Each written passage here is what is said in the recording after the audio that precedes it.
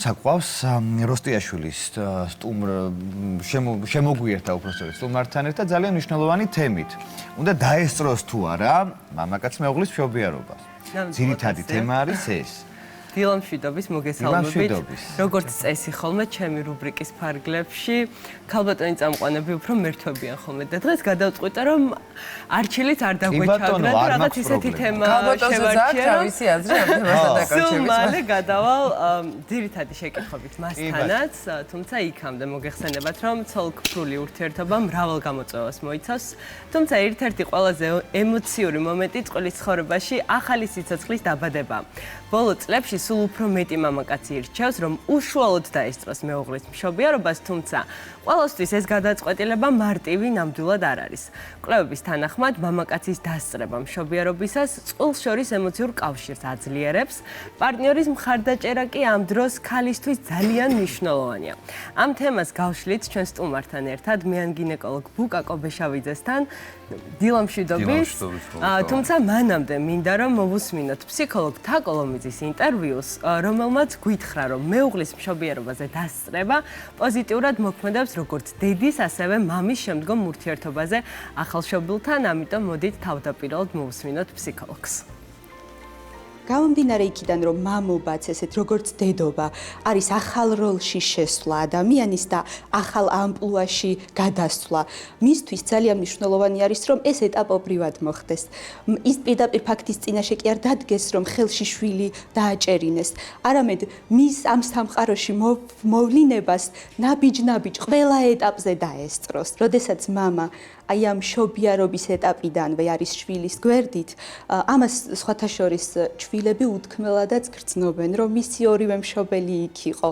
ის იცნობს მამასაც მუცლიდანვე ისევე როგორც დედას იცნობს და თითქოს მას არავინ აღარ აკლია და მთელმა ოჯახმა ჩვენ ეს ერთად გავიარეთ და აი ეს როცა უკვე მშობლობის ეტაპზე გადავდივართ, მშობლისა და შვილის კავშირს ამყარებს იმდენად, რომ მშობლობა უფრო მარტივი ხდება. თუმცა ამ დროს დედის ინტერესები არის ყველაზე პრიორიტეტული. პირველ რიგში მშობიარობაზე დასწრება უნდა მოხდეს დედის თანხმობით. ამის შემდეგ კი აუცილებელია მამა მოემზადოს ამ პროცესებისთვის და პარტნიორები წინასწარ შეთანხმდნენ თავიანთ მოლოდინებს. ხანდახან მამები რჩებიან ხოლმე ფუნქციის გარეშე. ძალიან მნიშვნელოვანია დედამ უთხრას, როგორი მხარდაჭერა ჭირდება იქ მისგან.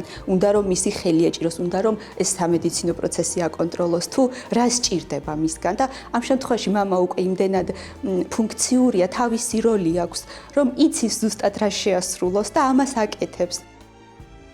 რივია რომ ყველა ქალი და ყველა მამაკაცი განსხვავებულია, ზოგიერთი მშობიარობა კი შეიძლება იყოს სტრესული და კაცისთვის ემოციური, რაც შემდეგ დეპრესიაშიც კი გამოიხატება.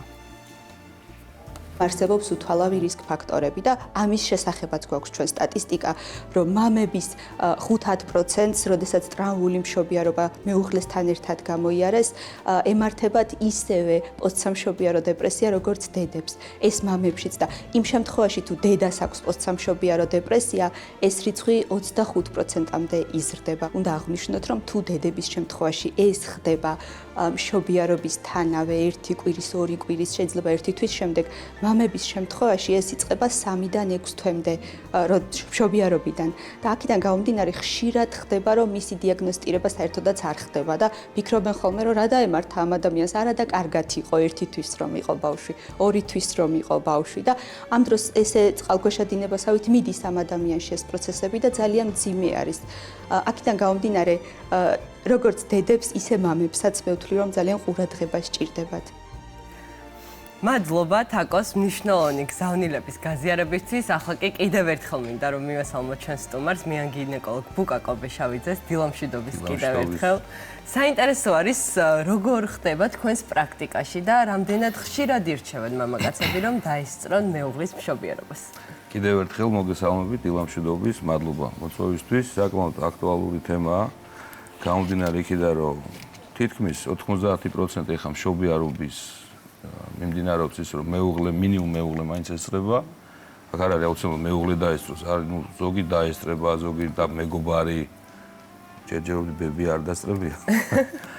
აი ცით რა არის, ამ დროს ქალბატონის ფსიქოემოციური ფონი საკმაოდ დატვირთულია მოგეხსენებათ მშობიარობის პროცესში და ოღონდ აქვე დავამატებ, რომ როდესაც მეუღლე ესწრება, ოღონდ ნორმის პარაგრაფში. და ხელს არ გიშლის. თავთან დგას იქ რაც ეხმარება და არა შენ სამუშაო არეალში ფსიქოლოგიური გვერდში დგომით. ეგეთებიც ყოფილა? ძალიან ბევრი. მართლა და რა ფუნქციას ასრულებენ იმ მომენტში თქვენთან როდგანან? მე არ ვასრულებ ჩემ ფუნქციას მიშლის ხელზე მეტარულად. ყოფილა ნუ რა თქმა უნდა კურიოზების გარეშე არ არის ხა ჩვენ ვიცით საქმიანობა და ერთ-ერთ უგნებად მოყვებით აი როგორ შეგვიშალის ხელი ჩემ პირად მშობიარობაზე.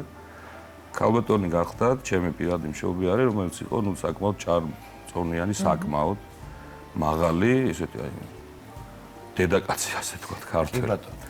და ქმარი ყავდა ძალიან გამხდარი დაბალი ბიჭი და ძალიან ემოციური და ეს ქალბატონი როდესაც მშობიარობდა, ნუ საკმაოდ ხმამაღლა გამოსცემდა ესე ლაითად რო თქვა გერებს აჟღერებდა. დიახ. საკმაოდ ეს ბიჭი დარბის ნუ აი ხო გეუბნებით მეც და ბებიაქალსაც გვიშლის ხოლს, გაიჭინთე ჩიტუნა, მიდი ჩიტუნა და ნუ ამომიყვანა ეს ხელში ერთხელ ორჯერ და მოვატრიალე დედას ვიცავ შენ თუ ჩიტი ყავდეს ნანახი მეთქი. ის ბავშვი მე მომნათლე, სხვათა შორის საკმაოდ ძიმე მშობიარობა იყო, მაგრამ ყველაფერი კარგად დაამთავრა. კარგად ასრულეთ. თუმცა მოდით ვისაუბროთ თუ რამდენად ეხმარება მამაკაცის დასწრება მშობიარობის პროცესს ჩვენს პირად მაგალითებზე, მეც და თიკაც ის ქალბატონი ბრძანდებით, რომლებსაც გვერდზე ყავდა პარტნიორი და ასევე არჩილიც უშუალოდ იყო ჩართული თავისი ნუცას მშობიარობის პროცესში და სანის დაბადება საკუთარი თვალით ნახა. სანამ პირად მაგალითებზე გადავიდოდეთ სასაუბროდ, თქვენ როგორც ექიმი, როგორ რეკომენდაციას გასცემთ ამ კუთხით, უმარტივდებათ თუ არა ქალებს მშობიარობის პროცესი, მაშინ, როდესაც მათი პარტნიორები გვერდით ყავთ? იმარტივეს ვერ დავარქვენ მშობიარობის პროცესს, თუმცა გვერდში დგომა საკმაოდ მნიშვნელოვანია, გამომდინარე იქიდან, რომ განსაკუთრებით პირველ მშობიარს. დაბნეულია ახალგაზრდა გოგონა, რაც ხდება პრივატ ბლოგში, ამ დროს ტკივილები აქ იქ ბების, დეიდაშვილი უკავსო იკივლე, იწივლე და ასე შემდეგ და ასე შემდეგ. ამ დროს ძალიან მნიშვნელოვანია, როდესაც მეუღლე გვერდზე უზის თავთან, ანუ ამხნევებს. ეხლა დიდად ვერ დაეხმარება, ეხლა ხო ჭინთვებში მეუღლე, მაგრამ ყოველ შემთხვევაში ეს გამხნევება ძალიან დიდ რამეს ნიშნავს ფსიქოემოციური ფონისთან გამომდინარე მშობიარისთვის. იმიტომ რომ უცხო გარემოა ეხლა განსაკუთრებით. რაც არ უნდა 10 თვე იაროს მის პრივატ ექიმთან, მაინც უცხო გარემოა და გვერდში მდგომი ადამიანი ამ დროს მეუღლე ძალიან დიდ როლს თამაშობს. მით უმეტეს თუ პირველი მშობიარობა. მით უმეტეს, როდესაც პირველი. თუმცა არის სიტუაცია, რომ თვითონ ქალბატონს არ ნებავს ხოლმე, რომ ასეთებიც გამოიგია, რომ არ უნდა ამ ვითარებაში მდგომარეობაში ნახოს და იმ რაღაცნაირ გამომეტყველება იქნება ეს თუ ძალიან სხვათა შორის მე ვიყავი ეს მაგალითი, არ მინდოდა რომ ჩემი მეუღლე დამსწრებოდა, თუმცა რატომღაც ვერ მოვექეცი ეგოისტურად, გადავწყვიტე რომ რადგან მისი შულიც იბადებოდა და მასაც სურდა რომ ეს ყველაფერი ენახა, რაღაც ანგარიში გავუწიე და საბოლოოდ ვფიქრობ, რომ კარგი გადაწყვეტილება მივიღე.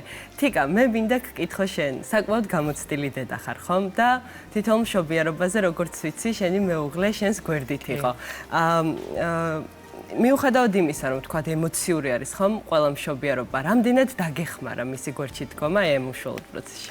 იცი რა, ფსიქოლოგის იმას რომ ვისმენით რეკომენდაციებს თქვა, რომ ზოგ ჭირდებაო, რომ ხელი დაუჭირო, ზოგ სამედიცინო პროცესები რო აკონტროლოს იმისთვისო და სხვადასხვა მშობიარობებზე სხვადასხვა საჭიროებები გამოიკვეთა ჩემ შემთხვევაში, იმიტომ რომ მშობიარობები სხვადასხვანაირი იყო. იყო ფიზიოლოგიურიც, იყო საკაისრო კვეთის და ამიტომ იქ ყოფნა მისი ჩემთვის ძალიან მნიშვნელოვანი იყო. ხა პირველი შვილი რო იბადებოდა, ეს მოხდა ამერიკის შეერთებულ შტატებში, ამიტომ იქ ცოტა სხვა გარემოა, იმავე ოთახში მოხდა მშობიარობა, რომელშიც თავდაპირველად შემიყვანეს, არსად არ გამიყვანეს, კარიც ღია იყო და ბები არ დასწრებიო და დედაჩემიც ესწრებოდა მშობიარობას. გავიდო და შემოვიდა, ხეს თავისუფლება იყო ერთგვარი და რადგან ცოტა წინა პერიოდი იყო ხანგრძლივი, ვიდრე მშობიარობა დაიწყო და ამიტომ კი, ჩემთან ერთად იყო თავთან იდგა და პროცესს არ უყურებდა, მაგრამ ზურგს მიმაგრებდა ნამდვილად. და მეორე მესამე მშობიარობებზე, რომელიც საკაისრო კვეთებით იყო, უკვე სამედიცინო მიზნებით მინდოდა, რომ იქ ყოფილიყო, იმიტომ რომ აი რაღაცა ერთზე მეძინა, მესამეზე აღარ მეძინა და ამიტომ რომ გაეკონტროლებინა ყველაფერი და რამდენი ყოფილიყო პასუხისმგებელი პირი. და თან საკაისრო შემთხვევაში ძალიან მნიშვნელოვანია მამის იქ ყოფნა და ალბათ თქვენს დამეთანხმებით ბატონო ბუკა, იმიტომ რომ როდესაც დედას ძინავს დაუშვათ არის შემთხვევები, რომ იძინებს, ხო? პირველი ვისაც აწვენენ გულზე მამა არის და ამიტომ მამის იქ ყოფნა და პირველი შემხებლობა მშობელთან, ამ შემთხვევაში მამასთან აქვს, რადგან დედა არ არის, ესე ვთქვათ, ფხიზელი. ამიტომ ძალიან მნიშვნელოვანი იყო და მესამეზეც ასე მოხდა. ანუ ძალიან დიდი როლი შეასრულა ჩემო მეუღლემ ჩვენი ბავშვების გაჩენის პირველივე წამებში და ოჩახ. ადრე იყო მისთვის ადვილი ეს, მაგრამ რაღაცნაირად შევთანხმდით, რომ ეს ასე ჯობდა. და არჩილ, შენც დაგაწვინეს პატარა სანი, ხო? კი, ასე იყო. მიუხედავად ნუცას საკვე ის რო კვეთით გაჩნდა სანი, ნუცას არ ეძინა, მაგრამ ესე გადაწყდა და მამის გულდი დაგორდა. ხო, და აი აქ რომ მეწვინა ეს, სასწაული შეგრძნება, რა თქმა უნდა, სასწაული შეგრძნება არის. ერთადერთი იმ წუთში, რასაც ვფიქრობდი, რომ ნუცა ყოფილიყო კარგად, რა თქმა უნდა, ფსიქოლოგიურად როგორ შემეძლო გვერდში ვედექი.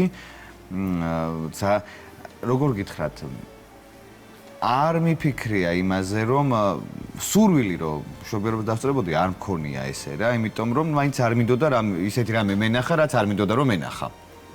ალბათ თავდაცვითი არის, მაგრამ დეპრესია არ დაწყდა. შეიძლება, მაგრამ ნუცამ რომ მითხრა, რომ ხო იქნები ჩემს გვერდზეო, რა თქმა უნდა მეთქი, ერთი წამი შენ მაგაზე არ იფიქროთ ხო და საინტერესო როგორ მოამზადე თავი, რომ აი ეს რაღაცები რაც არ გინდოდა რომ დაგენახა, ისე გადაგეტანა. რაც არ მინდოდა რომ დამენახა, ის ნახე მაინც და მაინც. მოხდა ისე რომ თავთან ხო ვიდექი და რა თქმა უნდა წინიდან ვერ ხედავდი ეს და გადაფარებული იყო, მაგრამ სისხლთან ვერ მეგობრობ რა მოკლედ რა და ნუცას თავი მეჭირა აქ და მკვეთის დროს პირდაპირ ფეხსაცმელზე. და გესხა წვეთი? კი ბატონო, წვეთი არ იყო, მაგრამ დეპრესია არ დაგმართნია. არა, არაფერი არ დამართნია, თავარი იყო. გულწასული კაცების ვიდეო მასალაც ნანახი. ხო, ეგეც არ დამართნია. თქვენ სამშობლო ბლოგში მომხდარა გულის წასვლები? კი, ბევრჯერ მომხდარა, ესეთი ბიჭების შემოსულან ჩვენ რა არ გვინახავს, ამას როგორ ვერ გავუძლებთ და იცით რომ მაგისი უფრო მეშინოდა, რომ თუდად რომ გამხდარიყავი, აქეთ ჩემზე არ ენერგიულა, მე ნუ უფრო ეგ მქონდა, რომ ხო, და უფრო ეგ მაგის დარდი მქონდა, რომ მე რო თუდად გავხდი რაღაც ემოციურად, ხო, ჩემზე არ გადმოვიდეს ყურადღება და ბავშვს და დედას არ დააკლდეს. არის ხოლმე, კი, აი ესე რაღაც უცებ. ოღონდ ეს უცებ ხდება, რა, თუდად გახდო, ვერასწრებ ხო შენ მშობიარაზე ხარ მოტივირებული ნაყოფზე ასე შემდეგ უცებ. ხმას რო იგებ გახედა ვა და წავიდე გულ მიწვენილი. იმისთვის თალკი არის ასე თქვა ბრიგადა რომელიც მუშაობს. თალკი.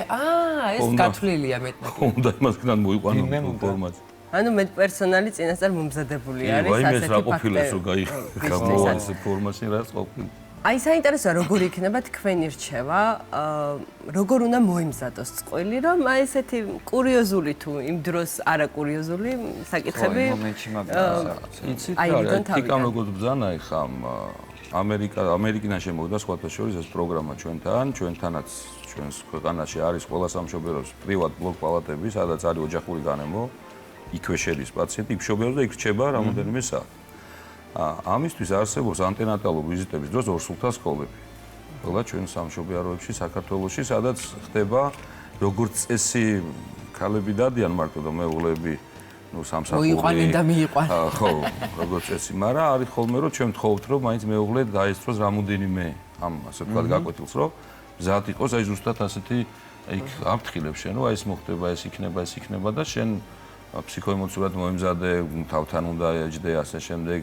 ხელი დაუჭირო რაღაც ზურგზე დამიზილევ ასე იციან ხოლმე რა და მაგას ასწავლი კუნთების ასე ვთქვათ ოდუნებას და ამ დროს უფრო ნაკლებია ხოლმე იმის შანსი რომ იქ რაღაცა სასწაულ კურიოზულ სიტუაციაში მოხდეს ეს ბიჭი და იშვიათად არის რომ პაციენტები მაინც ამზადებ ამ აქნას ეხლა ელემენტარული სისხლის რეჟიმია ხანდახან ისე დაიკივლებს ხალი იმისიც ეშინია მაგის შიში ძაავს და ასე შემდეგ ჩემთვის ყველა მშობიარი არის საერთოდ გმირია იმიტომ რომ თქვენ რასაც უძლებთ ვერც ერთი მამაკაცი ერთი გაქვთ ნანახი მაინც ერთი მამაკაცის ნახევარს ვერ გავუშვი აბსოლუტურად გეთანხმებით ესე ამბობენ. მიუხედავად იმისა, რომ მე ჩემი საკუთარი მშობიარობა ნაკლებად მახსოვს, ჩემ დასდავეს წარი და სწორედ ბატონი ბუკა სამშობიარო ბლოგში იყო ისიც და მე ვფიქრობ, რომ მსგავსი რამ, როცა ხდება სიცოცხლის დაბადება, ვერაფერი ვერ შეცვლის იმ წუთებს, როცა ამ ყველაფერს საკუთარი თვალით უყურებ.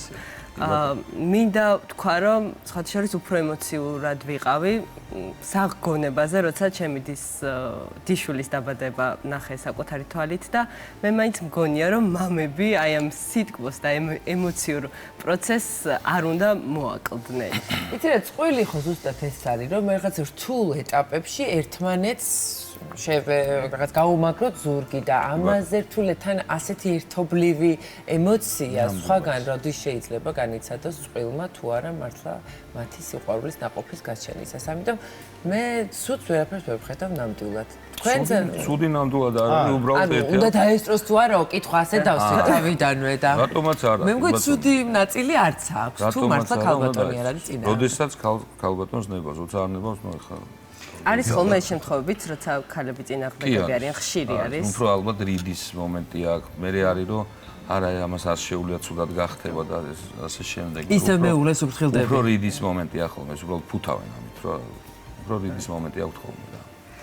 მოკლედ, საბოლოოდ შეგვიძლია ვთქვათ ხომ, რომ დაისწრება თუ არა მამაკაცი მეუღლის მშობიარობას, ეს მაინც პირადი გადაწყვეტილებაა, რომელსაც არ აქვს ერთი სწორი პასუხი. მთავარია წყვილმა წინასწარ ისაუბროს ერთმანეთთან ღიად და პატივისცემით, რომ გადაწყვეტილება ორივეს ემოციურ კომფორტზე იყოს მორგებული, თუმცა აქვე კიდევ ერთხელ განმეორდეთ, რომ ფსიქოლოგები გვირჩევენ, რომ მომდევნო მშობლობაზე ეს ყველაფერი დადებითად აისახება და უფრო უმარტივდება წყვილს ახალშობილთან ურთიერთობა. ძალიან დიდი მადლობა ჩვენთან სტუმრობისთვის. მადლობა თქვენ პირადი გამოცდილების გაზიარებისთვის. ვიმედოვნებ, რომ ახალბედა წყვილებს, რომლებიც სწორედ აი ამ პროცესში არიან და იმზადებიან შვილისთვის, სადათი გადაწყვეტილების მიღებაში დავეხმარეთ. და ამასთან ერთად ვიტყვი იმასაც, რომ მამები ახლა ისეთი აქტიური ჩართულობით გამოირჩევიან, რასაც მე ვუყურებ თავიანთი შვილების ჩემს ბავშვობაში ასე ყოველდღიურობაში მართლა არ იყო ასე ადრე და მე ვფიქრობ, რომ აი სრულება, რომელიც შეიძლება ზუსტ ამ სახითაც დაიწყო ჩვენში, ეს მშობიარობას დასწრება, ამანაც რაღაც გარკვეული როლი შეასრულა, რომ პირველივე წამიდან მშობელი ხდება მშობელი და არა მაშინ, როდესაც ბავშვი ფეხბურთის დამასწავლებს. და იღებს პირველივე წამიდან იმ პასუხისმგებლობას, რასაც მამობა და მშობლობა ქვია. ნამდვილად. კი ბატონო. ყველა ბედნიერი ასეთი ემოციები მინდა ვუსურვო, რომ ერთად დაესწრონ ბედნიერ მომენტებს თავიანთი წყვილის ცხოვრებაში. მადლობა ნინიცა შენ. დიდი მადლობა და წარმატება.